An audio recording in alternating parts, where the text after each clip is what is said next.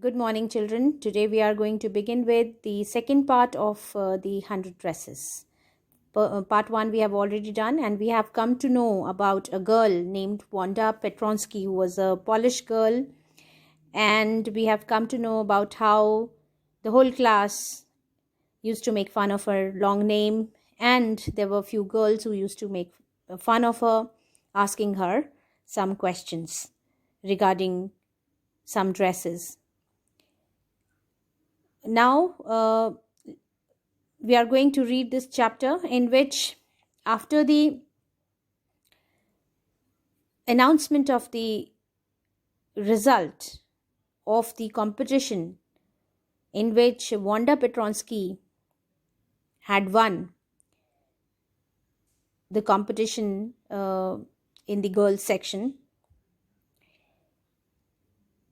and her dresses were displayed everywhere in the classroom. She had drawn 100 gorgeous dresses. Each dress was worth winning the prize. Now the whole class realized that how talented Wanda Petronsky was. Now let's read what happens next. While the class was circling the room, the monitor from the principal's office brought Miss Mason a note. When the whole class was circling the room, that means they were just taking a round in the classroom, looking at the dresses which Wanda had drawn. The monitor from the principal's office brought Miss Mason, that means the teacher, a note. Miss Mason read it several times and studied it thoughtfully for a while. She read it several times and then she studied. That means she pondered over it for a while. Then she clapped her hands to get the attention of the children. Attention, class. Everyone back to their seat. She told everybody to be seated. When the shuffling of feet, that means the movement, the commotion, had stopped and the room was still and quiet, Miss Mason said, "I have a letter from Wanda's father that I want to read to you." She had received a letter from Wanda's father, and she wanted to read to the whole class, all the children. Miss Mason stood there a moment, and the silence in the room grew tense and expectant. Everybody was eager to know, so they became a little anxious. The teacher adjusted her glasses slowly and deliberately. She adjusted her glasses slowly. That means she was still thinking over what she had read, and deliberately. The expression was made intentionally.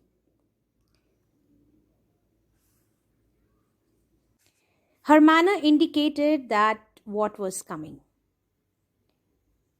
By looking at her, children could make out that there was something serious which she was going to announce.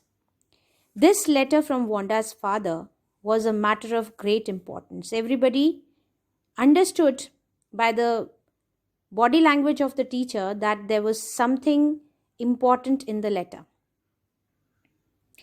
Everybody listened closely as Miss Mason read the brief note. They listened very carefully as Miss Mason read the brief note. It was a short note from Wanda's father. Now, what was written in the note? "Dear teacher, my Wanda will not come to your school anymore." What had he written? That Wanda will not come to your school anymore. That was why she was not coming to the school. Jake also. Jake, her brother, also.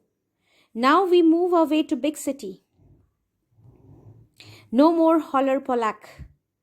Polak is a word used for Polish people. Here it is a phrase which means making fun of Polish people. It is a contemptuous phrase written in anger, suggesting that his children will no more bear the pain of getting ridiculed because of their names. No more ask why funny name. Children used to ask Wanda as well as Jake, most probably Jake also, about their names. And they used to make fun of them. So, he has written no more ask why funny name. Plenty of funny names in the big city.